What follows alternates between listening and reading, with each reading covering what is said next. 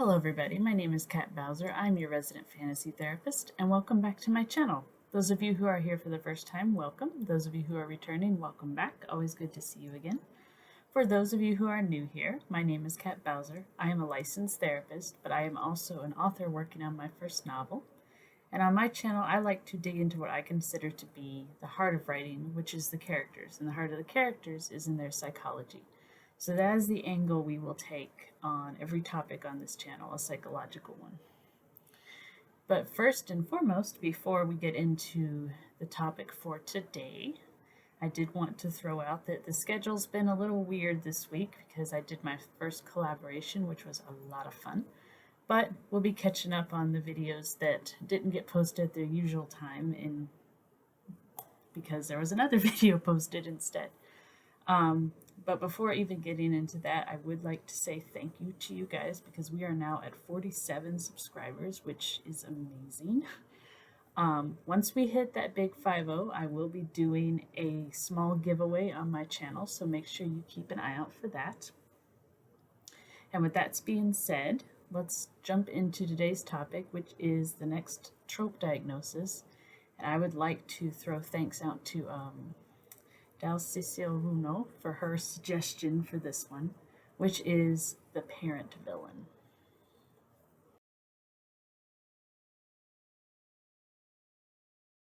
So I want to give my thanks for this suggestion for this topic because this is actually a very interesting topic. And I think there are actually various types to it. So I figured let's just jump into each one and do it a little at a time. So let's start with the first one, which I think is one that we actually see fairly often, I think, in media, and that is the villain. The parent is the villain, and they are striving to raise their child to be another villain. This one, I think, is interesting because it can usually go one of two ways. Either the child wants it or the child is against it. I think in most cases, what makes this interesting is because everybody can relate to wanting to make someone proud. And that is usually what is really emphasized with this trope is regardless of what the child's thought is on the topic, they want to make their parent proud. And usually that involves doing what their parent thinks is right. And what I've noticed with these villains is usually, I mean, there's exceptions to the rule, of course, but usually this is the type of villain who feels that they are justified, that what they're doing is right in their own mind. These are not necessarily going to be your villains that recognize that they're doing like evil, horrible things. They may recognize they're doing horrible things, but in their mind, it's justified. A lot of times I see things brought up like, well, we have to do it this way because the government won't listen to us, or we have to do it this way because it is our right to get revenge, things like that. There's always a right. There's always a justification.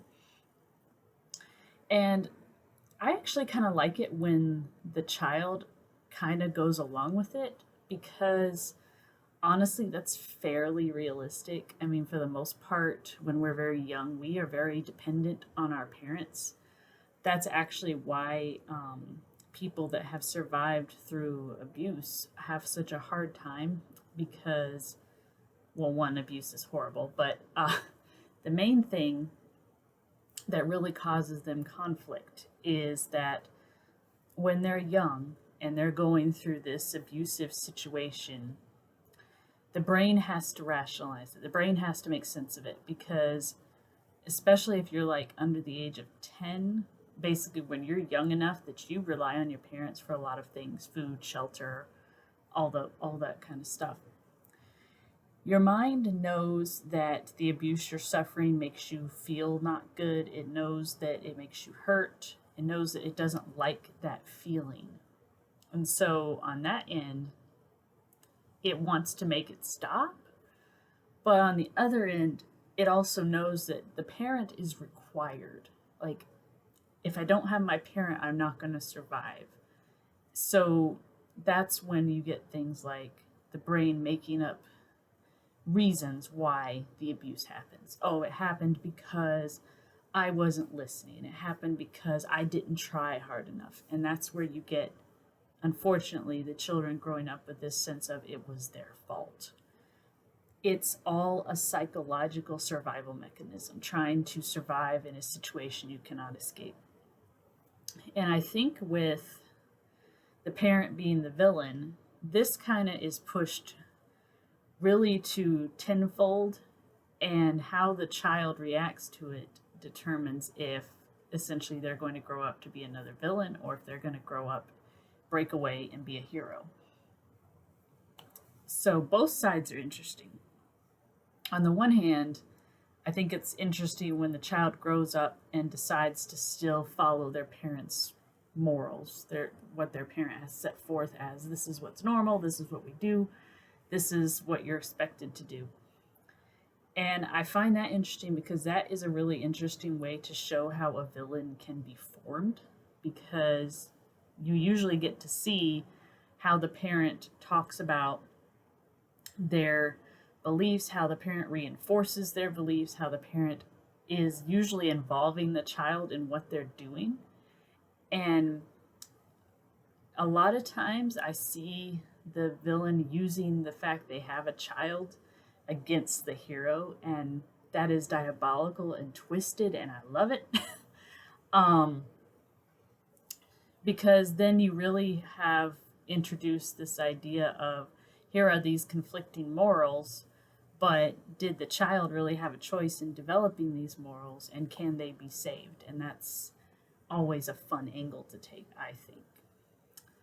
Then you have when the opposite happens, when the child rejects the parents' beliefs and forms their own. This one, I think, usually happens when the child is slightly older, like teenage years, because that's generally when we start to break away from our parents anyway. That's when we start to develop our own morals, our own ideas, usually based on not only what we've been taught, but what we experience and what we see. So I think a lot of times you'll see the villain parent try to keep the child within their own little circle of influence. And there's a reason for that, because most of the time, if they go outside that circle, they start to see things and interpret things differently than their parent wants them to. A really good example. I know it's probably really cheesy by today's standards, but I still like it. The original She-Ra. She was originally kidnapped as a baby and raised by the Horde, the bad guys. Shadow Weaver had a spell of sorts on her to kind of keep her content.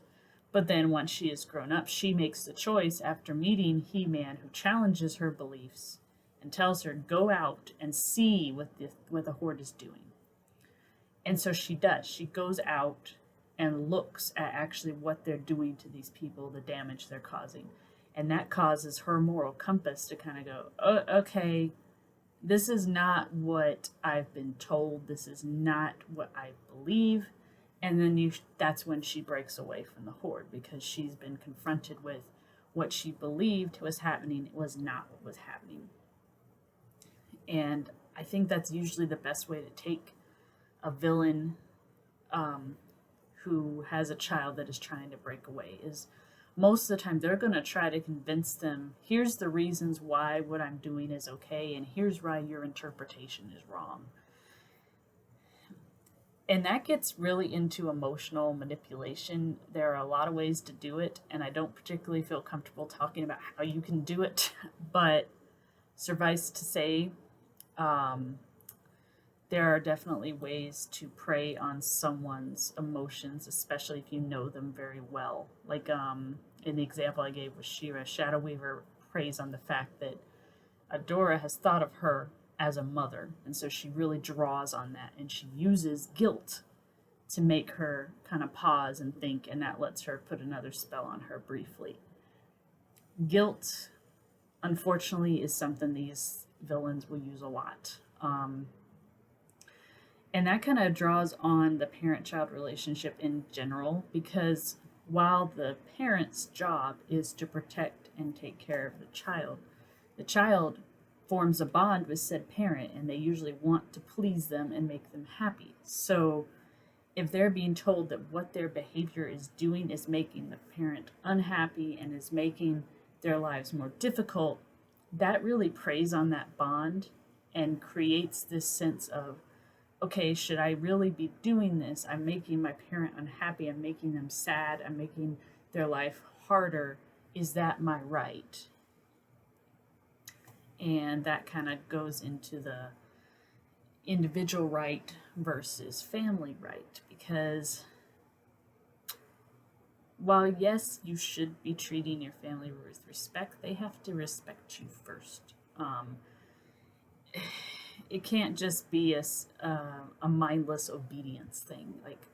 And I think that's where abusive families really come into play, is when you have that sense of mindless obedience that has essentially been beaten into the child. Like, you have to obey, because if you don't obey, here's what's going to happen. And so the child forms that obedience out of fear. Like, okay, it's not necessarily that I love you or I respect you, although those emotions definitely can be in there. But it's more, if I don't do what you tell me, I'm going to be hurt. The brain is very good at finding ways to survive, and that's one thing it does. Is, okay, I figured out that X plus Y equals Z, so here's what we're going to do. So, how does this impact the plot if the hero does break away from the parent villain? I've seen this go a couple ways. On the one hand, if the parent didn't really have what I would call a true loving relationship with the child, like they were more what I would call conditional positive love, or conditional positive regard, which is basically where there is a sense of love and bond if certain requirements are met. And I think in most cases that's probably what you're going to have with this type of villain, is they love their child only when they act a certain way. So in that case, when the child leaves and joins up with the heroes or becomes a hero themselves, the parent will often see it as a betrayal. They have betrayed their teachings, they have betrayed their status. The villain makes it personal. Like, this is a direct attack on me, so I'm going to either make them pay, or they are no longer a child to me. This is a lot of times where you see that disownment of the child, and that usually leads to said hero finding found family and all that other stuff. So that is an interesting angle. And the third one, I think, is probably the most famous because of Star Wars, and that is finding out that your parent is the villain, but you have not necessarily been raised with them. This one, you can kind of take this one almost in any angle you want, because if the child has not been raised with the villain, with the parent, they don't have that bond. And that is really the most important thing, and that's actually why I use a lot of adoption themes in my story, because it's the bonding, not necessarily the blood, that is important. So if this character has not been raised with their parent, but has been raised elsewhere, and then they find out, oh, here's this lost parent I've been hearing about, and they're the bad guy, that can usually create one of two things. One, either the hero's like, well, they're not really my parent, I don't care, I have no link to them, they're just the same as any other bad guy to me. That's one angle, and it's a completely realistic angle to take. Especially if they have a strong bond with whoever raised them. That is an understandable reaction. The other one that I think is also a lot of fun is there is this sense of fear of, okay, if my parent is this way, does that mean I'm going to turn out this way? This is one I usually see a lot in fantasy, this idea that your ancestors' sins or flaws are also yours. And Not necessarily true. Uh, I think fantasy's done a pretty good job of hammering this point in that it's not necessarily true. Just because your ancestors reacted this way doesn't mean you're going to. Because honestly, most of learning is social. Um, very little, I won't say very little, but um, the most impactful part of our personality is not passed in blood. It is created through watching and learning and kind of adapting by what you experience. Uh, I don't know if you guys have heard of the social learning experiment with Bobo the clown. Um, I believe it was in the 40s. I think it was in the 40s. I'll have to relook at my research and remember the year. But anyway, what happened was they had a punch clown, like one of those blow up clowns that you punch.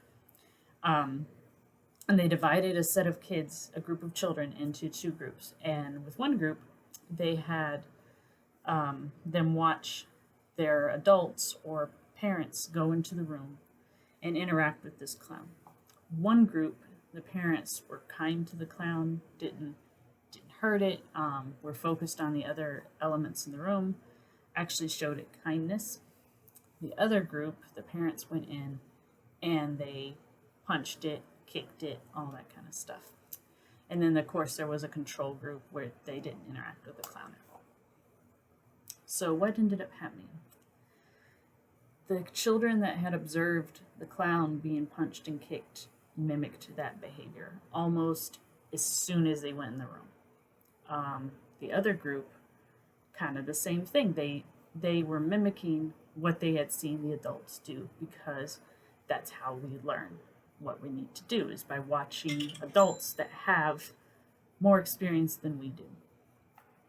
So that's why I think this one with the villain being the hero's parent that they haven't had interaction with, it's a really good way to kind of hammer home this message of you're not tied to your fate. And I think that's why I personally love it. But on the other hand, it has kind of been done to death. So I think in order to use this one, in my opinion, you should do something a little different with it. Like, one thing that I really like is when the hero is conflicted, where they don't necessarily believe what the villain is doing is right, but there's aspects of what the villain is doing that they're kind of like, I can kind of see that, but then they have their morals that they were taught that are coming into conflict, and so they have to make up their mind. Which moral am I going to go with? That one is really great to explore the hero's sense of morality and exploring what they truly think and believe, and not just necessarily what they have been raised with. I think that's something that can be done really well with a fallen hero, which again we will do at some point, is that they have that conflict of their morals, and instead of choosing the hero morals, they choose the other. Again, completely understandable in the situation. But in regards to the parent villain themselves, and not just the tropes surrounding them, but the parent villain themselves, I think the most important thing that you need to decide as a writer is, does this parent legitimately love their child?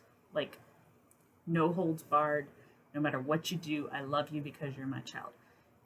Do they have that kind of love, or do they have the conditional, if you do these things, I will love you and take care of you?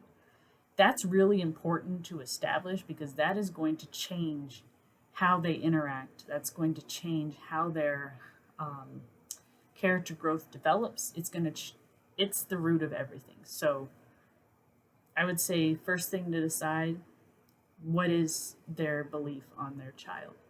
Do they really love them, or do they only love them under certain circumstances? Kind of fun to think about. You can come up with some really cool villains that way. Alright guys, so that is our trope diagnosis for this week. Thank you guys for pitching in and joining me. As always, if you guys enjoy this content, please let me know by subscribing and ringing the bell and leaving a comment below. If you guys ever have any suggestions, please let me know. I always love to act on them.